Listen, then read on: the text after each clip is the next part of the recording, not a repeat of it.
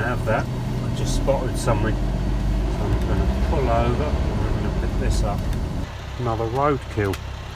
But it looks like we got ourselves a Baxi or something like that. I don't know, one of those. Anyway, so we'll have this and we'll see what's going on.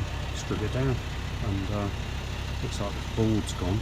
Roadkill number 2 or 3, so probably this one's proper bashed, so no board on the front, so we either see if we've got a spare board or test components one by one. Don't know what we'll do, but the fan's there. All the bits and pieces up the top, not bad. I'm getting all the water out as best I can, so I normally just check with the pressure gauge. Clearly 0. And with the line going out, and then we can just plug it into this. So if any water comes out, no surprises. So,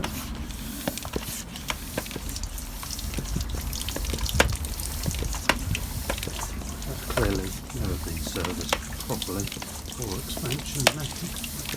One of the two. Blame the boiler? No. Blame the customer. I've decided to do this. Let's whip the burner out and let's strip the guts of it to see what's going on before we make a decision about that. So let's get cracking and strip this down.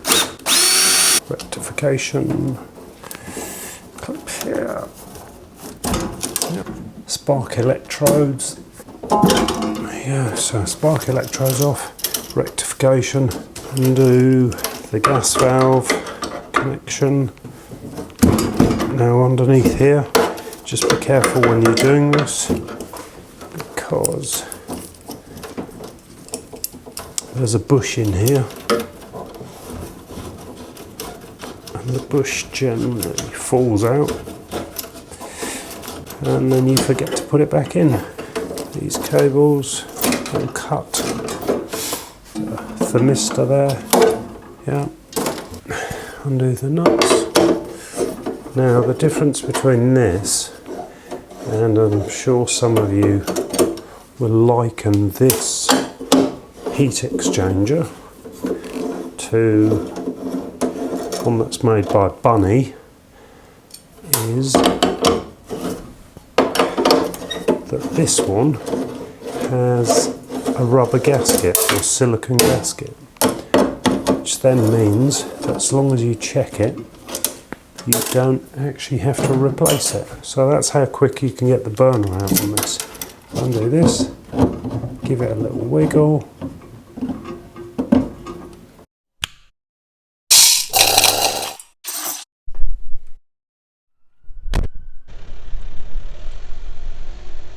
Let's go to work. Pull it out, undo the tube, and nothing wrong with the way that looks. That's pretty clean for me. Nothing wrong with the burner. The only thing that I may have an issue with there is the way that is. Also looks like a bit of a crack.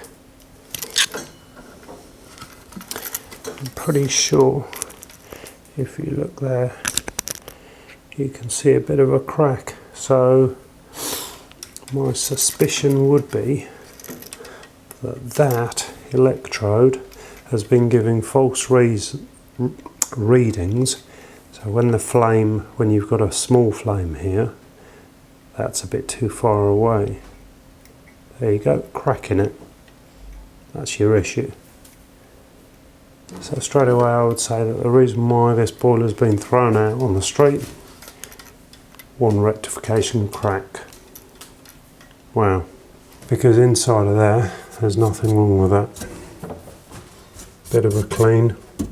That's actually one of the better heat exchangers I've seen. Always amuses me, so that's taken me that long to find out what's wrong with this boiler. I wouldn't say it was experience, I'd say it was just curiosity. If you're curious enough to go looking, yeah, you can get into trouble, but the rewards are huge. Just going to pop these back on so I don't lose them.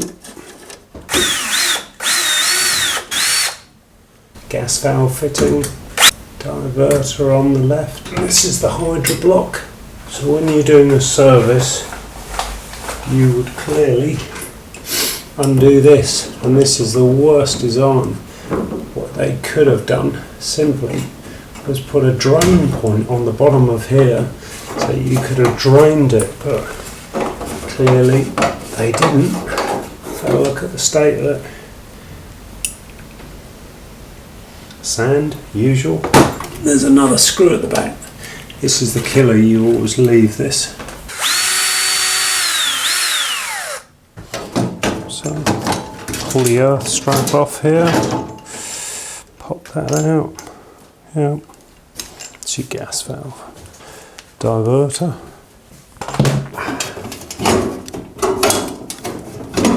There you go.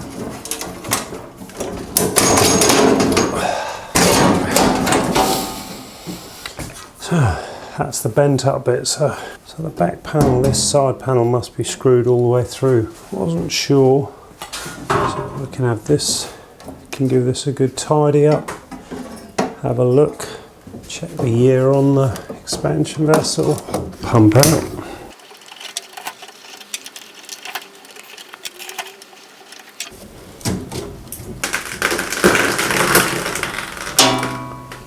That's clean. Okay, it's seized. Definitely seized. Now it's rotating. Nothing wrong with that. This section here. So it's just one O-ring there, one screw through there. And we just undo the other side, and then this whole section will come out. Definitely loose. Wonder if somebody's had a go at it. So this is the clip for the bypass. That little one. And then that should just take time with it.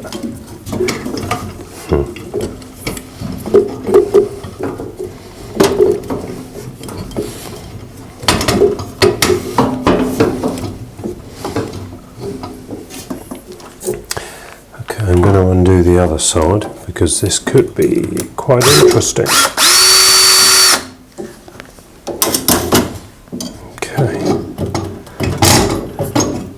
So, this is the plate heat exchanger, and you can see there, just the, whoop, you can see there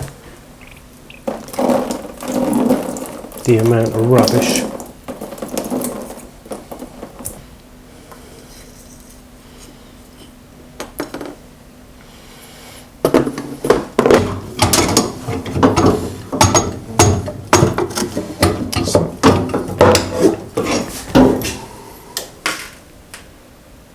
That's your bypass. Oops. This is your low pressure switch for the water. Yes, I've got this on a jig in my own front room. Don't ever say I don't do anything for you guys. Pull on that and hopefully, there you go. And that one there is the hot water thermistor.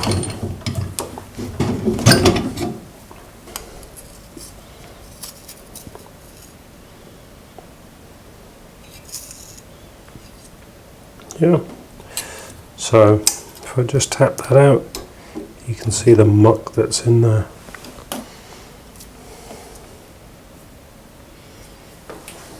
Condense trap goes down, other end of it comes up here, just a clip on here.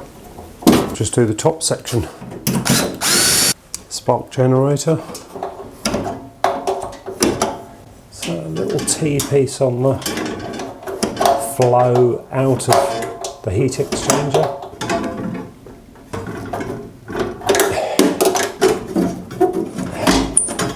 Keep the nut. As if that wasn't long enough, said the vicar to the nun. Put an extension on it.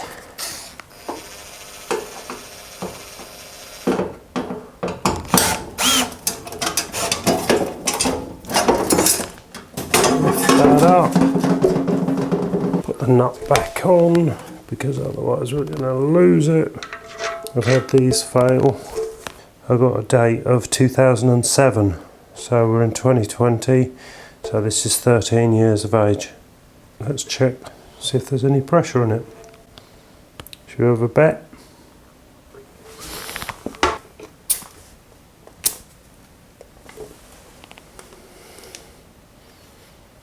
Spot on. Divert. So, for a boiler that's 13 years of age, did I say 13? That isn't too bad. Quite often when you're doing these, you will swing this out the way, do your checks, do your expansion vessel. Looks a little bit dirty on the back there. Bit of a clean. I think that wouldn't be too bad.